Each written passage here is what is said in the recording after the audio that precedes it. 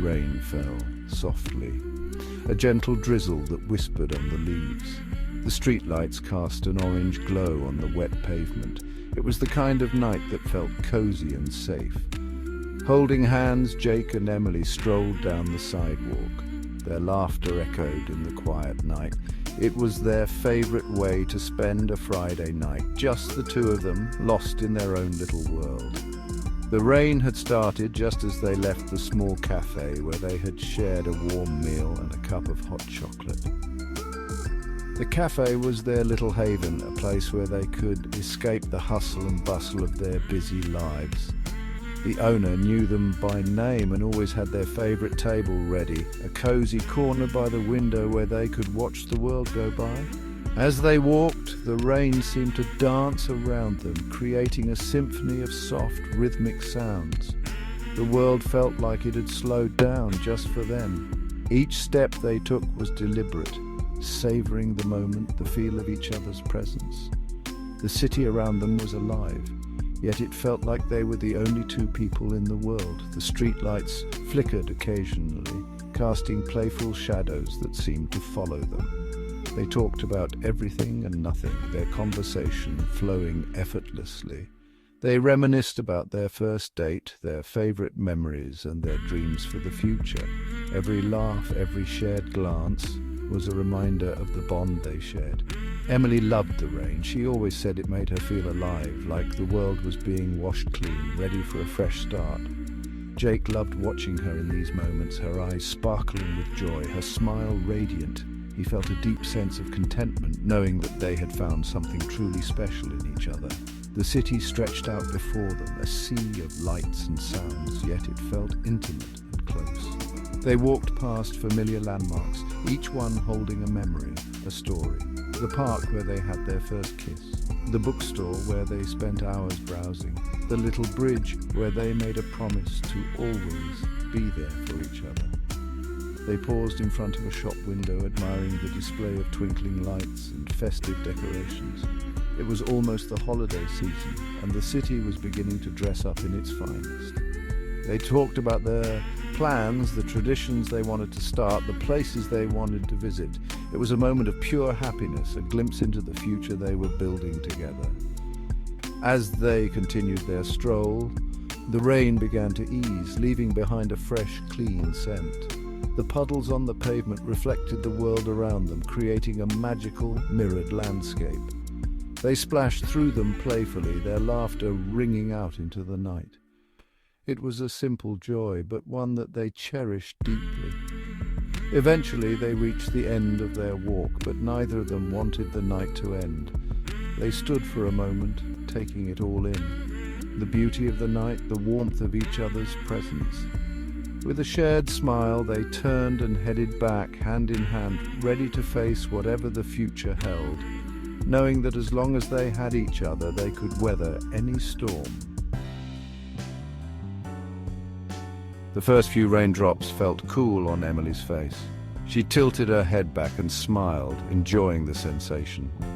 "It's really coming down now," Jake said, pulling his jacket tighter around him. Emily didn't mind the rain. She loved the way it washed everything clean and made the world feel new again. Besides, being close to Jake in the rain made it even more romantic. A thick fog began to roll in, swallowing the street in an eerie silence. The orange glow of the streetlights seemed to dim, making it difficult to see. The air was heavy with moisture, and the world felt muffled, as if wrapped in a damp blanket. The fog clung to everything, distorting shapes and sounds. "Did you hear that?" Emily whispered, suddenly uneasy. Her voice barely cut through the dense mist. Jake stopped walking and listened, his breath visible in the cold air. A low growl came from the fog ahead, sending a shiver down his spine. The sound was deep and menacing, unlike anything they had heard before. They exchanged worried glances, their hearts pounding in their chests. Then they saw him, a tall, shadowy figure emerging from the mist, a glint of metal in his hand. The figure moved slowly, deliberately, as if savoring each step. The fog seemed to part for him, creating an eerie halo around his silhouette. Emily and Jake stood frozen, unable to move or speak. The figure's presence was overwhelming, filling the air with a palpable sense of dread. As he drew closer, they could make out more details. His clothes were tattered and worn, and his face was obscured by the shadows. The glint of metal in his hand became clearer. It was a knife, long and sharp, reflecting the dim light of the streetlights.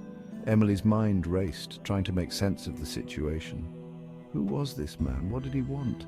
She felt a surge of panic rising within her, but she forced herself to stay calm. Jake, too, was struggling to keep his composure. He knew they had to do something, but what? The figure stopped a few feet away from them, his eyes glinting with a cold, malevolent light. He raised the knife, and for a moment, time seemed to stand still. The fog swirled around them, thick and suffocating. Emily and Jake braced themselves for whatever was to come, their hearts pounding in unison. The figure took another step forward, and the tension reached its breaking point. Suddenly a loud noise shattered the silence, a car horn blaring in the distance. The figure hesitated, his gaze shifting towards the sound. Emily seized the opportunity and grabbed Jake's hand, pulling him away. They ran, their footsteps echoing through the foggy street. The figure's presence lingered in their minds, a haunting memory they would never forget. Time seemed to stop. Emily's heart pounded in her chest as she stared at the figure. It was a gun. He was holding a gun. Jake's grip on her hand tightened. "Don't move," he whispered, his voice trembling. The figure took a step closer, the gun glinting under the streetlight. Emily's breath caught in her throat. She felt like she was going to be sick. Section 5. Run! The figure raised the gun, and a shot rang out, echoing through the empty street. "Run!" Jake screamed, pulling Emily with him. They didn't look back. Adrenaline surged through Emily's veins as she sprinted through the rain, her lungs burning. All she could hear was the pounding of her own heart and the sound of Jake's heavy breathing beside her. Section 6. Echoes in the storm. Another gunshot, this one closer. Emily's scream pierced the night, a mix of terror and desperation. The rain seemed to fall harder now, the wind whipping it into their faces. They dodged cars, their feet slipping on the wet pavement. Each breath felt like a struggle, but they couldn't slow down. Not now. Section 7. Nowhere to hide. The street seemed to stretch on forever. The rain poured down relentlessly, creating a symphony of droplets hitting the pavement. There was nowhere to hide, nowhere to go. Emily's legs burned, and she thought she wouldn't be able to run much farther. Her breath came in ragged gasps, each one feeling like it might be her last. She risked a glance over her shoulder. The figure was getting closer. His face was hidden in the shadows of his hood, but Emily could see the cold, determined look in his eyes. The streetlights flickered, casting eerie shadows that danced around her. She could hear the distant rumble of thunder, a reminder of the storm that was both outside and within her. Emily's mind raced, trying to think of a way out. She had to find a place to hide, a place where she could catch her breath and gather her thoughts. But the street was empty, devoid of any refuge. The buildings on either side loomed like silent sentinels, their windows dark and uninviting. She could feel the weight of the figure's gaze on her back, a constant reminder that she was not alone. Her thoughts drifted to the events that had led her to this moment. It had all started with a simple mistake, a wrong turn down a dark alley. She had been so sure she could find her way back, but now she was lost, both physically and mentally. The figure had appeared out of nowhere, a silent predator in the night. She had tried to reason with him, to plead for her life, but his eyes had remained cold and unyielding. Now, as she ran through the rain-soaked streets, she could feel her strength waning. Her legs felt like lead, each step a monumental effort. She knew she couldn't keep this up much longer. She had to find a way to escape, to outsmart her pursuer. But how? The street seemed to stretch on forever, a never-ending maze of wet pavement and flickering lights. In a moment of desperation, she ducked into a narrow alley, hoping to lose the figure in the labyrinth of the city. The walls closed in around her, the darkness pressing in from all sides. She could hear the sound of her own heartbeat, a frantic drumbeat in the silence. She pressed herself against the wall, trying to make herself as small as possible. She held her breath, listening for any sign of the figure. For a moment there was nothing but the sound of the rain. Then she heard it. The soft, deliberate footsteps of her pursuer.